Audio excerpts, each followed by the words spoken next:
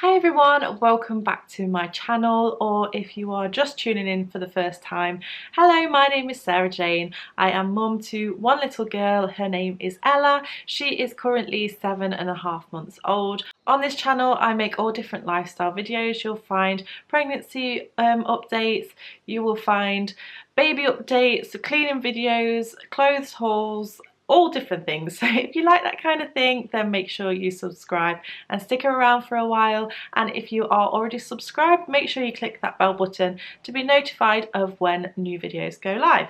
So yes, I am going to talk about why I have Botox. And I just want to say, first of all, there is going to be no footage of needles or anything in this video, so if you are afraid of needles, don't worry. And also, if you're sat there thinking I am not interested in Botox, I don't want to know about it, I'm really against it, I would really encourage you to just sit and listen, just to get a different perspective and find out a little bit more about it, because chances are you are either misinformed or you don't know enough about it. So here is my story and a little bit of an explanation about Botox. So I asked on my Instagram if people would like to see this video, and a lot of you said yes because you were really intrigued about Botox, what it is and what it does and why I have it.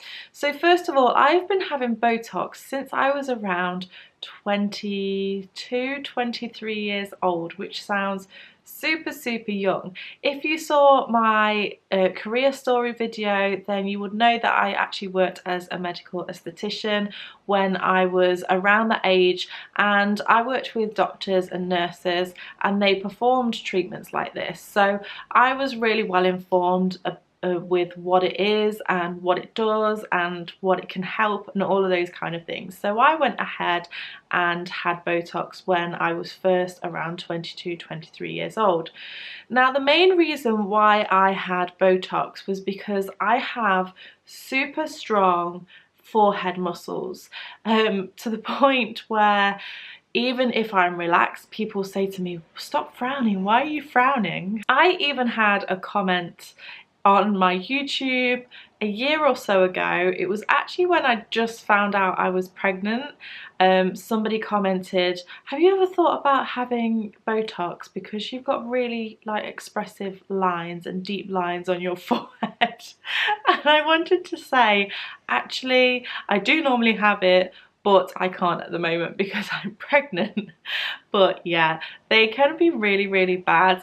I actually get a dint just about here where my muscles are just so strong. There's always a constant dint, and I get really bad headaches, so tension headaches and migraines, and it always tends to be around this eye that I get migraines, and it kind of radiates all around.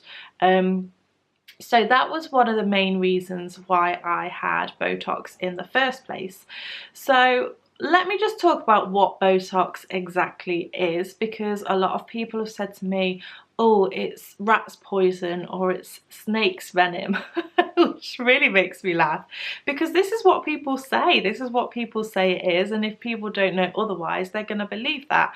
But basically, Botox is botulinum toxin. So yes, it is a toxin, and it's injected into the muscle, and what it actually does is it paralyzes that muscle from working. So it stops it from contracting, which means that muscle can't work. And because it relaxes those muscles, it's really good at helping things like headaches, and also helping to reduce fine lines and wrinkles. So I had it originally in my forehead area here. So you generally tend to have it from here upwards.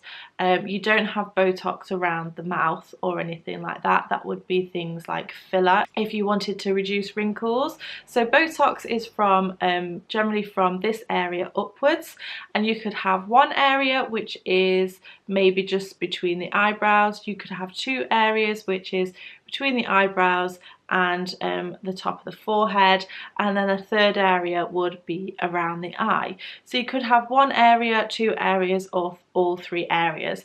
When I first started having it done, I used to just have the one area because this is where all of my tension was, and all of my muscles were super strong, and what it did is it just stopped me from frowning and lifting up my eyebrows, which really just stopped those headaches from becoming really severe.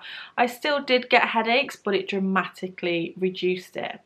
Then over the years, as I was having the Botox, I'll be honest, I really liked the way that it looked, because when I didn't have it, my kind of forehead would be all screwed up and it would make my eyebrows look different, and I just felt like my face looked messy, if that makes sense, because it was kind of all crinkled up.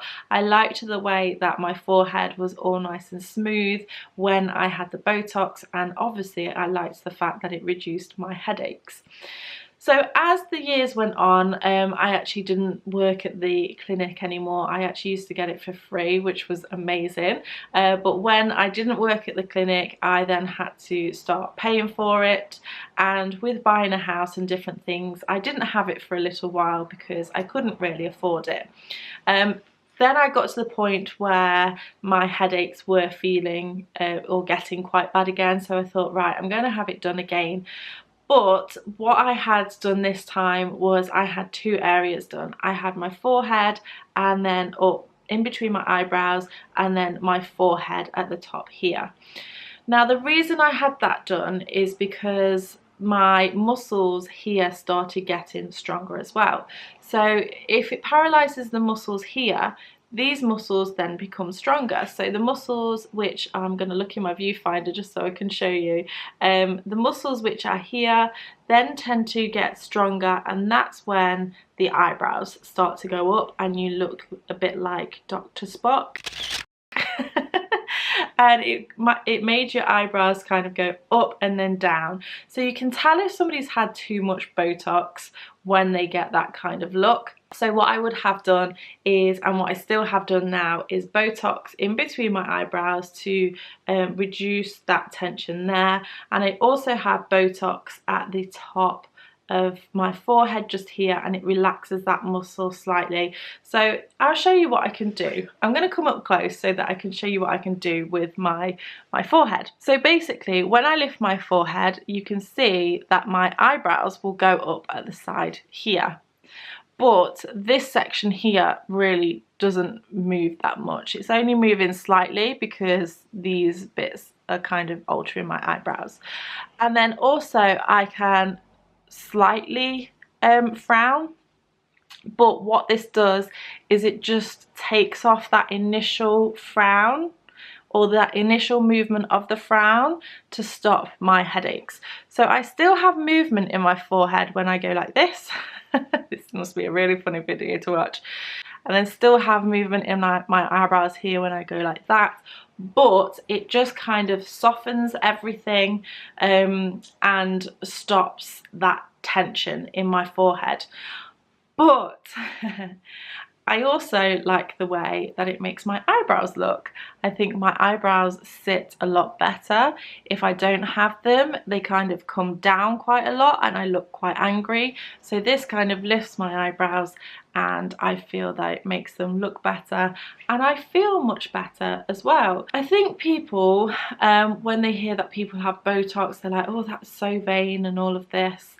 And do you know what? For me, in my opinion, if that makes you feel better, then go ahead and do it. I also had a guy contact me and say, should I have Botox? Is this like something that I could do as a bloke? Absolutely yes. If you want to have it done, it is your body. In my opinion, you can do whatever you want with your body if it makes you feel better. So just talking a bit more about the process of Botox, if you are interested in having it done and knowing a little bit how it works, what will happen is you will go and see the person who's going to do you Botox, and they will take a look at the areas where you want it. They will probably get you to frown and lift your eyebrows and mark out where they're going to do the injections with the Botox. So it's really important where these injections go, because it will kind of paralyze the muscle in that area to stop it moving. So as I said, I had mine around my in between my eyebrows, and at the front of my forehead, and also at the top near my hairline to stop my eyebrows going way up and looking ridiculous. Once they have been marked out, you will then have your injections into those areas. I really don't think this hurts at all.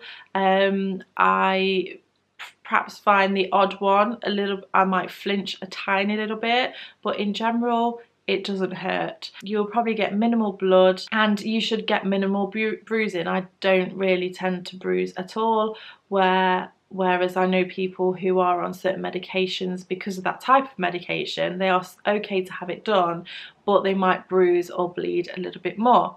So once you've had it, you just generally don't want to touch the area for 24 hours, and you also want to avoid leaning forward as well, because that can alter the Botox.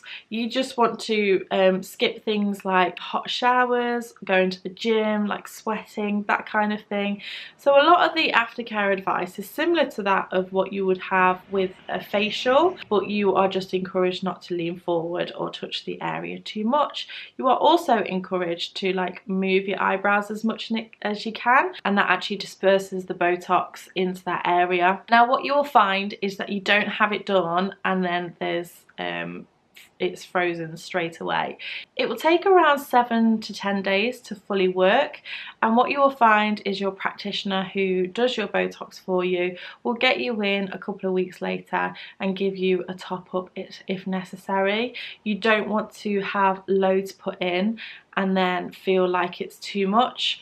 You might get dropping of eyebrows, you might get too much lifting of eyebrows, that kind of thing. So it's better to have a smaller bit at first, and then have a top up if needed. I also want to talk about the different benefits of Botox. This is not something that I've ever had done, but I know that you definitely can have it done. So it would be things like for migraines. I know that I have mine for tension headaches in my forehead, but a lot of people actually have Botox done on the NHS, for example, for migraines, where they would have Botox in their neck muscles, that kind of thing, or if they've had an injury and a muscle has gone into spasm, they have Botox in there to relax that muscle. I've also heard of people having Botox under their arms if they are if they sweat excessively and it just stops sweating.